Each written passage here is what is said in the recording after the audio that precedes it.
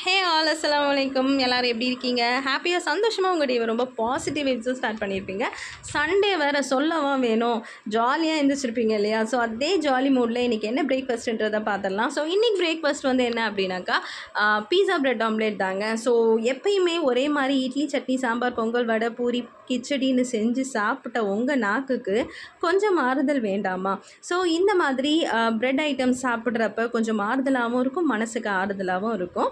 So bread omelette, இந்த pizza bread ஆம்லேட்க்கு தேவையான ingredients என்னென்னாக்கா, ஒரு ஆனியனை குட்டி குட்டியாக சாப் பண்ணி எடுத்திருக்கேன், அண்ட் ஒரு டொமேட்டோ எடுத்திருக்கேன், குட்டி குட்டியாக அதையும் சாப் பண்ணிக்கோங்க. அண்ட் 2 சில்லிஸ் வந்து எடுத்து அதையும் குட்டி குட்டியாக சாப் பண்ணி போட்டிருக்கேன். But instead of chilli I always add capsicum தான் நான் பண்ணுவேன்.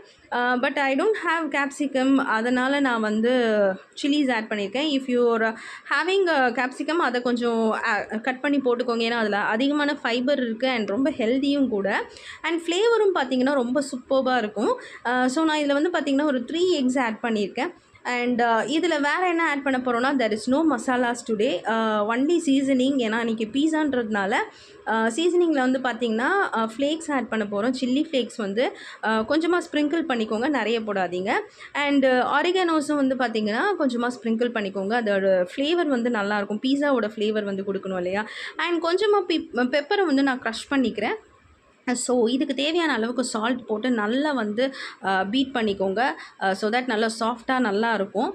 ஸோ அவ்வளோதான், நம்மளோட எக் வந்து ரெடி ஆகிட்டு, நெக்ஸ்ட்டு வந்து பார்த்திங்கன்னா ப்ரெட்டை வந்து நம்ம எடுக்கணும். ஸோ ப்ரெட் வந்து பார்த்திங்கன்னா நான் சென்டர் பார்ட்டை வந்து தனியாக எடுக்கிறேன்.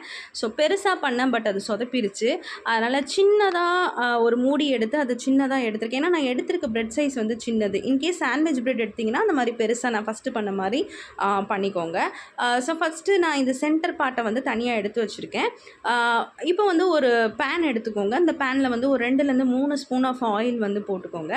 யூஸ்வலி என்ன பண்ணுவோம், ப்ரெட் ஆம்லேட்டுக்கு வந்து ஃபஸ்ட்டு அந்த முட்டையை வந்து ஊற்றுவோம் இல்லையா? நான் இன்றைக்கி அப்படி பண்ண போகிறதில்ல. ஏன் அப்படின்னா, பீஸா பிரெட் ஆம்லேட்டுக்கு பீஸா எப்படி இருக்கும், பேஸு நல்லா க்ரன்ச்சியாக இருக்கும் இல்லையா? ஸோ அதனால் ஃபஸ்ட்டு வந்து ப்ரெட்டை வந்து நல்லா டோஸ்ட் பண்ணிக்க போகிறேன். நல்லா ஆயிலில் வந்து அது ஃப்ரை ஆகிறப்ப நல்ல பேஸ் வந்து ரொம்ப ஸ்ட்ராங் அண்ட் வந்து க்ரன்ச்சியாக இருக்கும் சாப்பிட்றதுக்கு.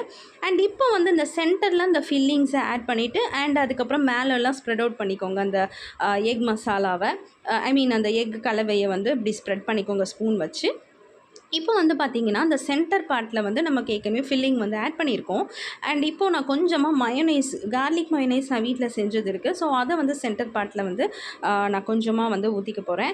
ஏன் அப்படின்னாக்கா, ஸோ இதை ஊற்றிட்டு இதுக்கு மேலே நம்ம எடுத்துருக்கோம் இல்லையா அந்த சென்டர் பார்ட் ஆஃப் ப்ரெட்டு, அதை மேலே வச்சு இந்த மாதிரி கொஞ்சம் அழுத்தி வச்சுக்கோங்க. ஸோ தட் அப்படியே ப்ரெட்டு எப்படி இருக்குமோ அப்படி இருக்கும். இப்போ இங்கே அடியில் என்ன இருக்கும்னா அந்த எக்கு, அந்த சென்டர் பார்ட்டில் வந்து மயோனைஸு, மேலே ப்ரெட்டு. ஸோ நீங்கள் கட் பண்ணுற பார்த்தீங்கன்னா செம்ம டேஸ்ட்டாக இருக்குங்க. அப்படியே இந்த சாக்கோலாவா கேக்கில் அந்த லாவா வெளியே வரும் பார்த்தீங்களா, அந்த மாதிரி நீங்கள் இதை கட் பண்ணுறப்ப அந்த மயோனைஸ் வெளியே வரும். பார்க்கவும் நல்லாயிருக்கும், சாப்பிடவும் நல்லாயிருக்கும்.